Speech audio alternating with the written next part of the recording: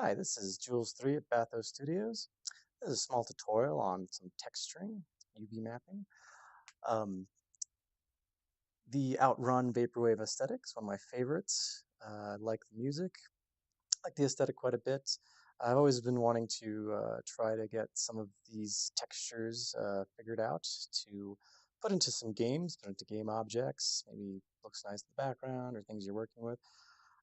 So this is the most basic kind of texture right here, as I'm showing right here right now, one with some more sophisticated mapping and one without, one just the texture and one with the actual bump, as you can see.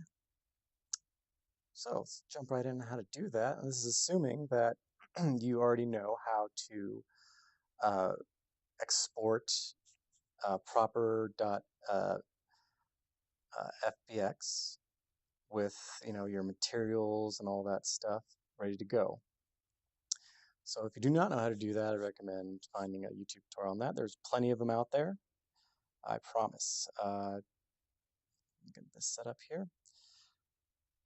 So we're going to assume that you've imported your FBX into your favorite game engine. In this case, I'm going to be using Unreal Engine 4. You can use Unity or really anything that you can accept this file that you've created.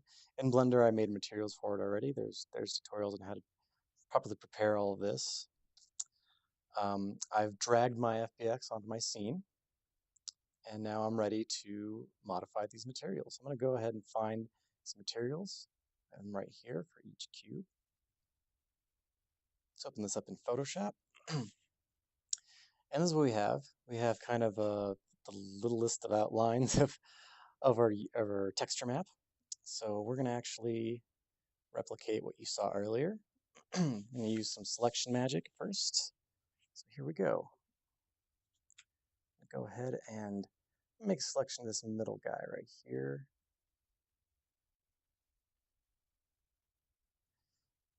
I'm probably going to have to redo that. Yep, missed off by a pixel, 2 pixels. There we go. Okay, so I have my first selection here. I'm going to go ahead and make a new layer. Keep my selection. I'm going to go ahead and I'm going to fill this with like a dark gray. I want to keep it dark gray, not black, because I want to add some noise and add something that gives bump to this, gives some texture with UV mapping. I'm going to right click. I'm going to go ahead and fill. Press OK. Now I have this center square. Excellent. Now, normally I would just keep filling on this, but I want a selection. Let's see. Yeah, I want at least one of these cubes saved, and I'll show you why later on. But I'm going to go ahead and make a new layer. Hide that one. Do the same thing. Let's fill that again. And I'm just going to go ahead and fill everything else here. And everything should match up pretty well. I put some rulers in preemptively. Yeah, everything should match up well enough to fill things in pretty simply, pretty straightforward. Make sure you get all the way to the end there. Oops. Okay, so we have this big plus sign. And of course, it's going to wrap around our object once we're in our game. So now we want more to this, though. Excuse me. So what we're going to do is work on that little, we're going to make a new layer. We're going to call back our selection from that layer that we left alone. We're going to hold Control, and then we just go over here and we click on this thumbnail. And oh, there's our selection again. That's exactly what we want. We're even on our new layer still. It's perfect. So how am I going to do this? Well, there's a couple ways we could do this. Probably the simplest way is I'm going to fill this in with like a kind of an Outrun pink sort of color, kind of like that.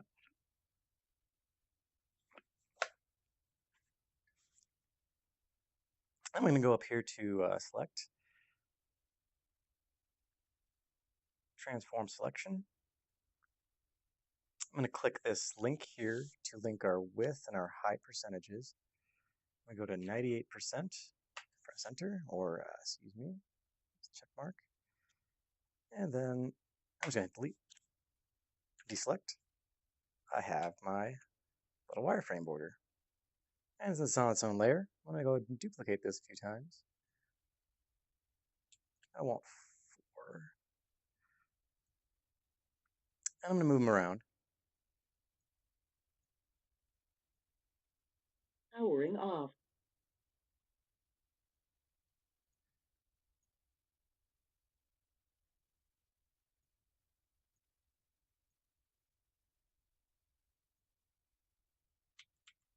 You nudge them if they nudge them into place. They don't quite fit.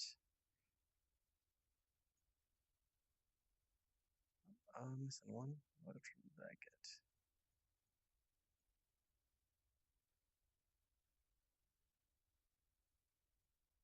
get? I'm missing it because I didn't make it.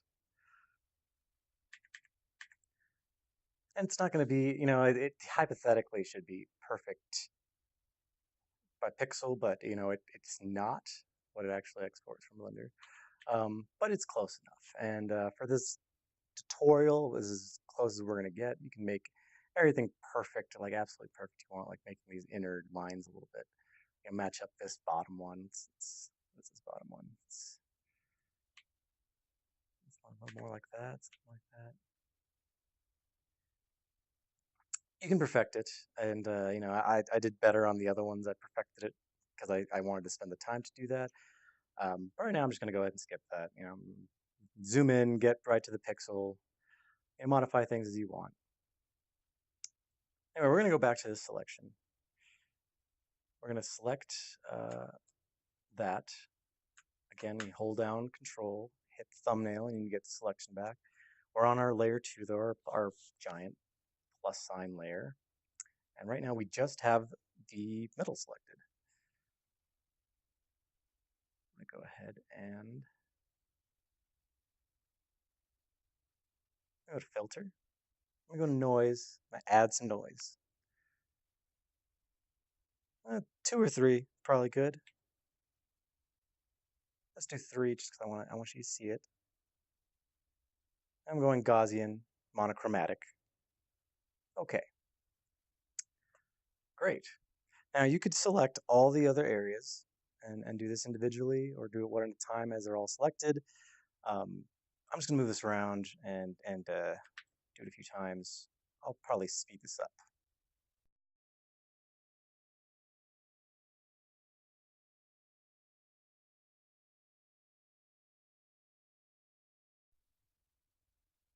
Okay, now that all the noise is added, we're going to go ahead and we're going to put kind of a false sense of lighting. And how I'm going to do that is with a kind of a blur, a rotational blur on each little section. Let's start with the one we already have selected, might as well. I'm going to filter, I'm going to blur, and then radial blur. I called it, what did I call it, rotational? I'm going to go with 2. 1 is good too, but very subtle, very subtle. Very, very subtle from afar. It'll create a sort of fake, shadowy lighting kind of effect. Fake lighting. Yeah, it's kind of in the days before procedural lighting, things that people did. So I'm going to go ahead and go up here. Do the same thing the next few times. I'll speed it up.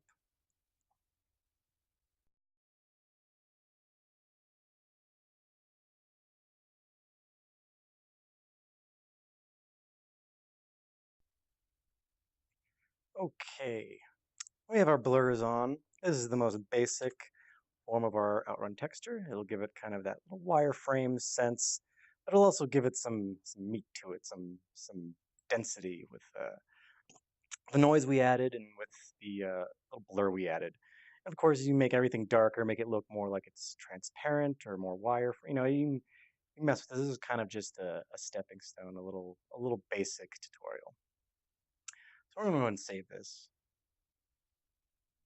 Make sure I'm saving this correctly. Sometimes it wants to make a PSD. But Okay, yeah, PNG or whatever, whatever your material was by default for your FXB, or excuse me. Okay, so now that we have that, we're going to go ahead and jump back into our editor. Go ahead and import that. Save that. And I'm going to go ahead and select one of our materials. I think this is the one closest to the camera. We don't want none. We want our new texture map. And the most basic of configurations. Okay. And you can see we have a working Outrun Vaporwave-esque cube. But that's just the basic texture. We want some more to it. So we want it to look better. Okay, well, Photoshop doesn't necessarily... There are different plugins you can get for it. There are different programs to do what I'm about to do. I'm going to do what I'm about to do because it's very quick and handy. If you go to Normal Map Online, love this website. The person who made this is a genius. He should be commended. You can literally just drag and drop what you want changed here. I'm going to go ahead and I'm going to double this and save this again as save it again as another PNG. It's my UV map B, texture map B. Yes. Okay.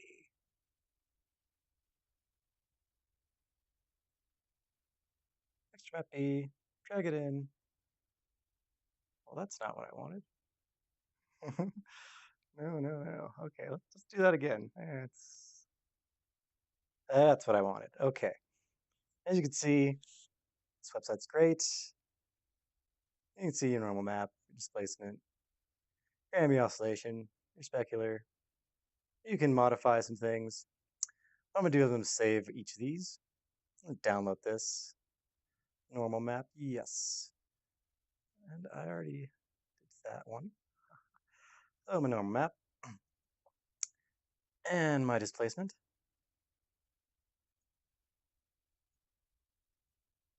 And my oscillation. And the specular. And we're done. Thank you so much for this website. Yeah. Donate. Donate to them. I should donate to them. Anyway, now back in our editor,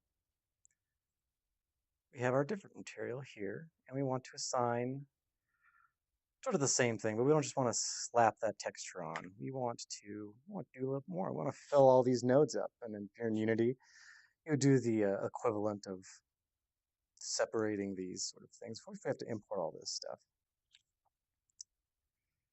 So we want our ambient, we want our displacement, our normal, our specular, and our second texture map. And we're there. I'm going to immediately hit Control S and save them. That takes care of that. Usually it comes up with a warning saying, it might come up with a warning saying it's going to import your normal map as a normal map. If that comes up, just hit OK. It should be fine. And now you can just drag and drop. Just like before, it's going to be my base. Okay. But this time I have things like a normal map to normal, specular,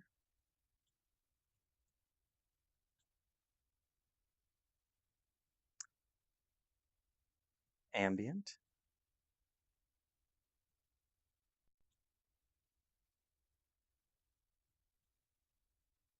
and if you wanted to use your displacement map, you could throw that in as well. I'm going to head and just show you this effect right now. Save and apply. Yep. I can go ahead and close that. And there we go. We're back to where we started, or what I was showing you. kind of vaporwave outrun texture. One just the texture, one with some bump to it.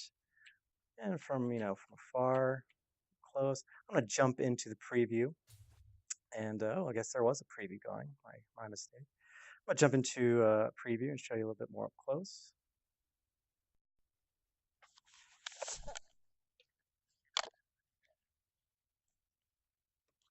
Okay. Oh, my controller died. Oh, I'm going to cut the. Okay, there we go. I was going to cut that and do it again, but it came back. So, a little closer. Yeah. See here. Compared to this one, there's a difference. And of course, these are big objects. You can make them smaller, higher resolution. It's really just how you want to make your actual models. But I hope you enjoyed this tutorial. I'm going to try and make some more Outrun Vaporwave themed texture tutorials, and my goal really is to make more game assets in this kind of aesthetic and this kind of style. I think we need more games like it. And thank you very much for watching. Have a good one.